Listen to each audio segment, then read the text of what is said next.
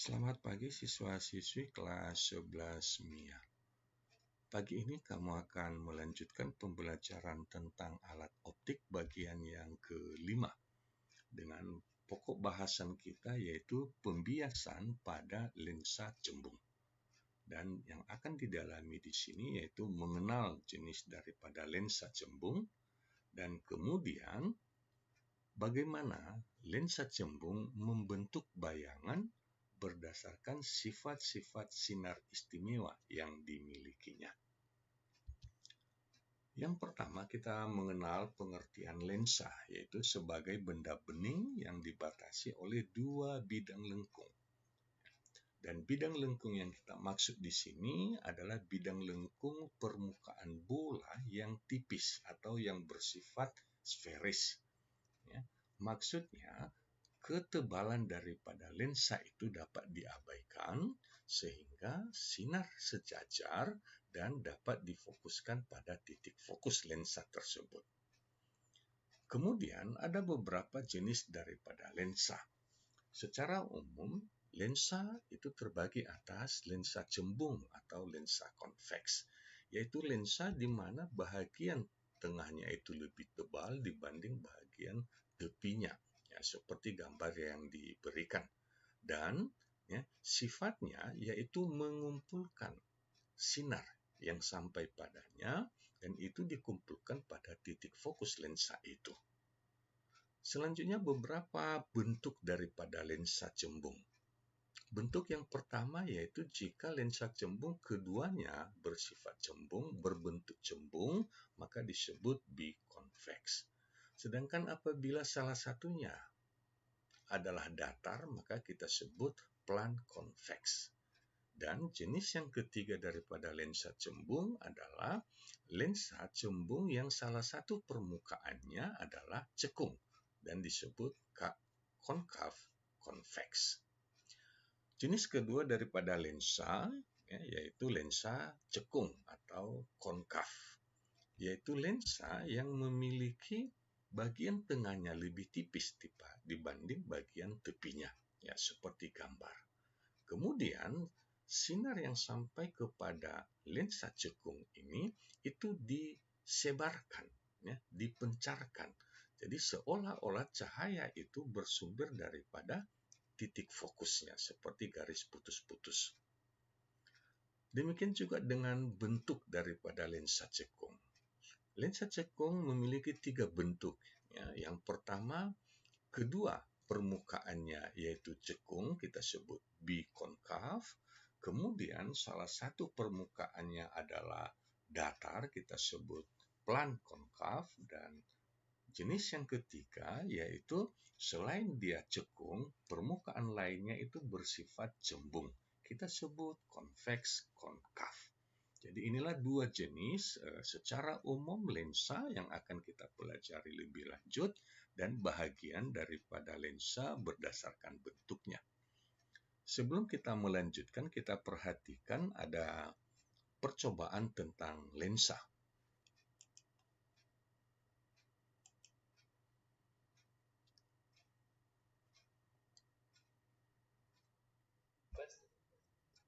Ya, di sini kita melihat ada 3 cahaya sejajar, kemudian itu dilewatkan pada sebuah lensa cembung. Ini lensa cembung, maka sinar-sinar sejajar ini yang di bahagian atas ini akan dibiaskan menuju fokus dan bahagian bawahnya juga dibiaskan menuju fokus, sedangkan bahagian tengahnya itu diteruskan. Apabila lensanya adalah lensa cekung, maka sinar sejajarnya ini dipencarkan, demikian juga yang di bagian bawah. Ini kita lihat bahwa cahayanya nampak seolah-olah berasal dari fokus daripada lensanya. Jadi cahayanya itu dipencarkan. Baik, kita lanjutkan topik pembahasan kita bagaimana sinar-sinar pada sebuah lensa cembung. Ya, sinar istimewa pada lensa cembung ada 3, yaitu sinar yang datang sejajar sumbu utama, dibiaskan melalui titik fokus. Kemudian sinar yang datang melalui titik fokus itu dibiaskan sejajar sumbu utama. Dan yang ketiga, sinar yang melalui pusat optik titik O diteruskan. Ketiga sinar ini kita bisa pergunakan ketiga-tiganya, atau untuk lebih cepatnya kita bisa pergunakan dua sifat sinar ini, ya. Dengan terjadinya perpotongan maka kita sudah bisa membentuk bayangannya.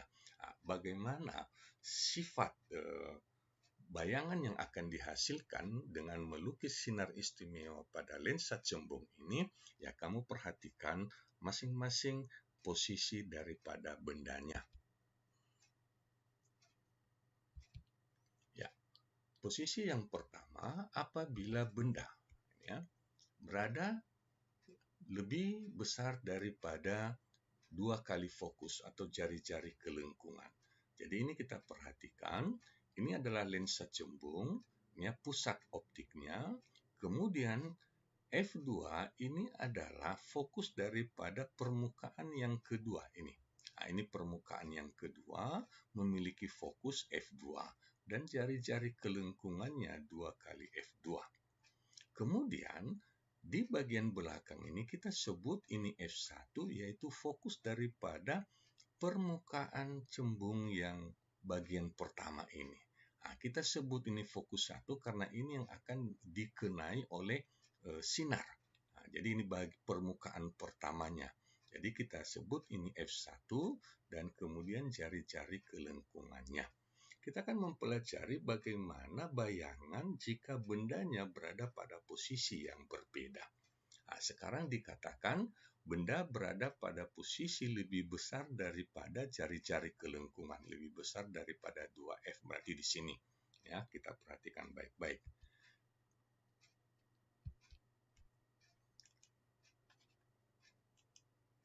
Ya, ini bendanya yaitu dalam bentuk tegak. Kemudian kita akan melukis sinar dari titik tertinggi daripada benda ini. Sinar yang pertama. Ini sinar yang pertama sejajar sumbu utama dibiaskan melalui fokus F1. Dan maka ini kita teruskan. Kemudian sinar yang kedua yang melalui pusat optik. Jadi tetap mulai dari puncak bendanya melalui pusat optik akan diteruskan. Jadi di sini kita sudah bisa melukis bayangan daripada benda karena ada perpotongan sinarnya. Kita teruskan bagian yang ketiga. Sinar yang menuju fokus, ini ya, melalui fokus, maka ini akan dibiaskan sejajar sumbu utama. Sehingga di sini kita dapatkan ada 3 garis yang berpotongan, ya, secara penuh, maka dapat kita lukis sebagai bayangan tempat bayangan bendanya. Ini bayangan benda yang dihasilkan oleh perpotongan ketiga sinar bias yang dihasilkan oleh lensa. Dari gambar ini maka kita boleh katakan, ya, jarak benda S dan jarak bayangan adalah S aksen. Sifat bayangannya terbalik terhadap benda, ya, terbalik, kemudian diperkecil. Dan sifat yang ketiga yaitu nyata, artinya bayangan berada di belakang lensa. Jadi inilah hasil atau sifat bayangan jika benda berada pada posisi lebih besar daripada jari-jari kelengkungannya. Bagaimana jika pada posisi yang lain? Kita mau melihat bahwa sekarang benda berada pada jari-jari kelengkungannya di 2F. Ini posisi benda. Maka kita akan mendapatkan perpotongan bayangannya yaitu tetap juga di 2F. Artinya, di sini kita dapatkan bahwa bayangan tetap terbalik, ya, sama besar dan juga bersifat nyata.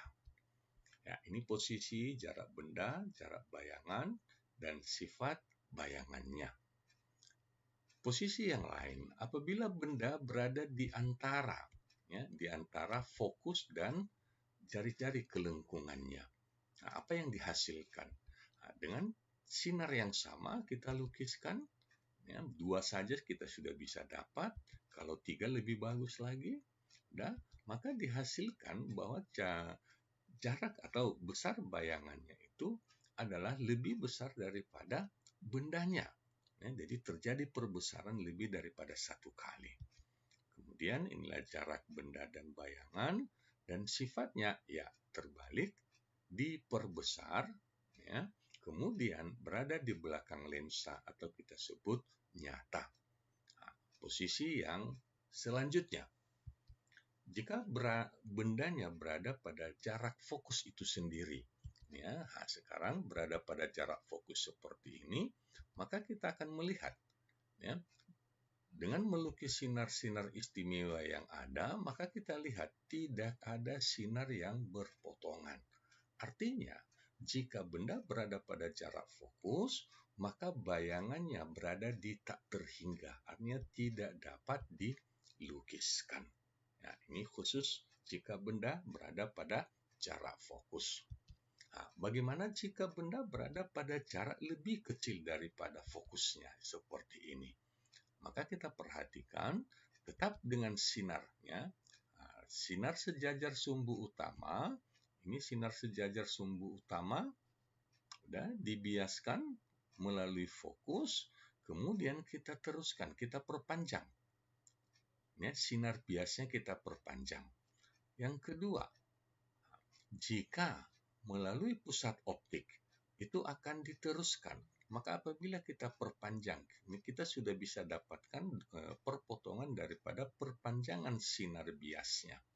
Ya. Dan yang ketiga, jika ya, cahaya melalui fokus, maka itu akan dibiaskan sejajar sumbu utama, dan perpanjangan daripada sinar yang sejajar sumbu utama ini akan berpotongan di satu titik dengan sinar yang lainnya.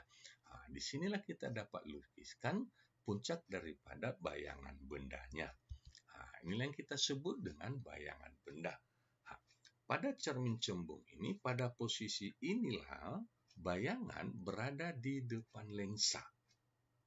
Ya, berada di depan lensa, maka kita sebut nanti ini bayangan bersifat maya karena berada di depan lensa.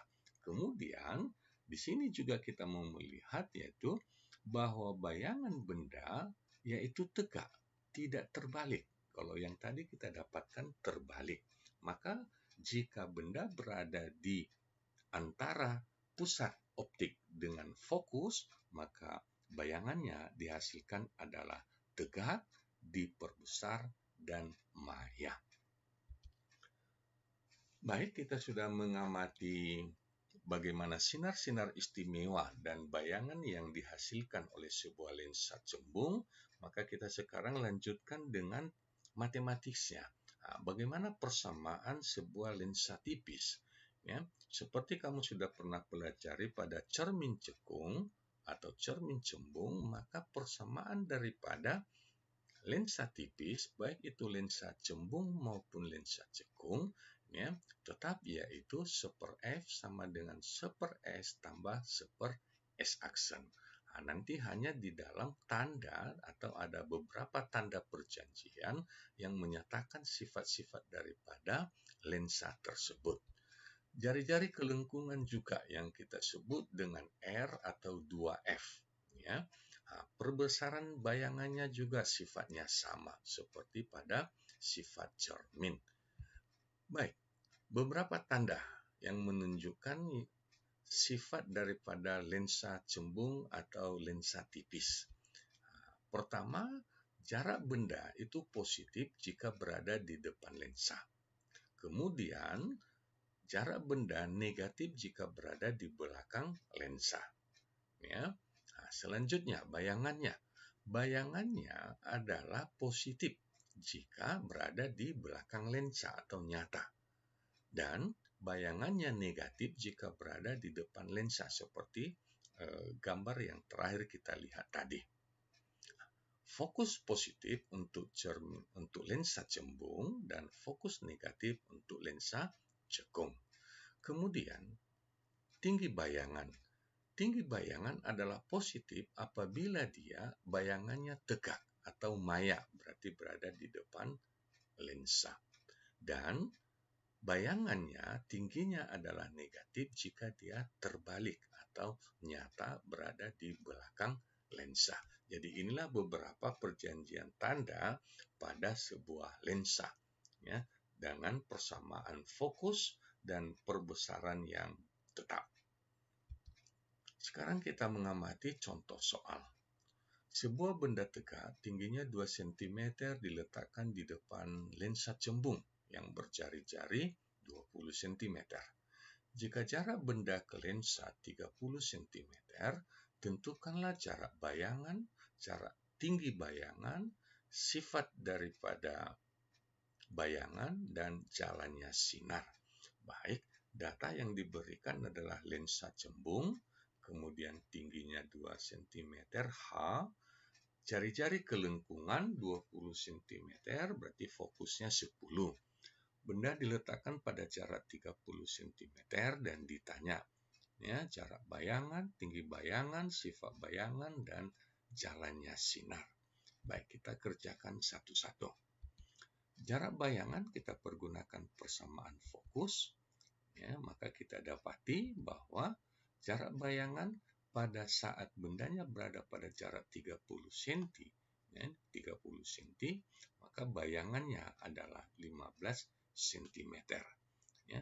Dengan fokus 10, jarak benda 30, berarti benda berada lebih jauh daripada jari-jari kelengkungan. Maka bayangannya berada di antara fokus dan jari-jari kelengkungan, yaitu 15 cm. Selanjutnya, tinggi bayangan dengan mempergunakan persamaan perbesaran, maka kita peroleh jika jarak bendanya S-aksennya 15, jarak bayangannya 15, jarak bendanya 30, maka kita dapat peroleh tinggi bayangannya, yaitu 1 cm. Ya, bayangan diperkecil. Baik, bagaimana melukis bayangan? Ya, untuk melukis bayangan pada lensa cembung, perhatikan gambar. Ya, ini titik fokusnya 10, ya, kiri kanan, kemudian jari-jari kelengkungannya yaitu 20. Benda diletakkan pada jarak 30. Ya, ini bendanya, kemudian sinar sejajar sumbu utama dibiaskan melalui titik fokus, dan sinar yang melalui pusat optik diteruskan. Jadi sudah ada perpotongan sinarnya. Ya, yang ketiga juga ditambahkan, maka kita perolehlah jarak bayangan. Jadi kita dapati tadi 15, maka berada di antara fokus dan jari-jari kelengkungan. Ya, 15 cm. Nah, dari sini kita dapati sifat bayangannya terbalik, diperkecil, dan nyata karena berada di belakang lensa. Contoh yang kedua. Bayangan maya sebuah benda dihasilkan oleh lensa cembung dengan perbesaran 4 kali tinggi bendanya. Apabila jarak fokus lensa 10 cm, tentukan jarak benda dari lensa. Jadi, datanya lensa cembung perbesaran 4 kali, fokusnya 10 cm. Kemudian ada keterangan yang dikatakan, ya, bayangan maya. Berarti bayangan yang dihasilkan itu sesuai dengan tanda yang sudah kita pelajari tadi, S-aksennya, jarak bendanya itu adalah negatif. Berarti berada di depan lensa. Ya, persebesaran bayangannya kita peroleh, ya, S-aksennya menjadi 4S, ya, karena dia bayangan maya maka kita buat minus 4S. Selanjutnya jarak bendanya. Nah, dengan mempergunakan persamaan fokus, maka kita peroleh, ya, jarak bendanya yaitu 7,5 cm. Ya, dan jika 7,5 cm jarak bendanya, maka bayangannya berada pada jarak minus 4S, yaitu minus 30 cm. Berarti berada sejauh 30 cm di depan lensa. Dan dari sini kita lihat tadi, kita dapat buktikan bahwa perbesarannya 4 kali. Ya, S-aksen per S, jadi 30 per 7,5, yaitu 4. Baik, sampai di sini pembelajaran kita khusus untuk lensa cembung pada pagi ini. Terima kasih atas perhatian kamu. Sampai jumpa pada topik selanjutnya.